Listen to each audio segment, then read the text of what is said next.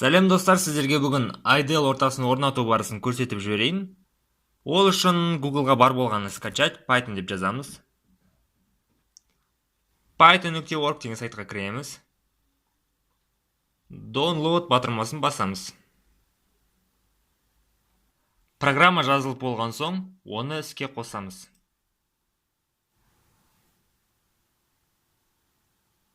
Запуск басамыз.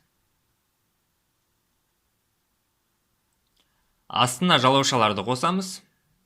Екеуінде де жалаушалар қосылып тұруы қажет. Install now батырмасын басамыз. Программа бізде сәтті орнатылды. Егер сізде мына жақта тағы да бір батырмалар пайда болатын болса, оларға міндетті түрде басамыз. Терезені жабамыз. Пускқа басып, IDL ортасын жүктейміз.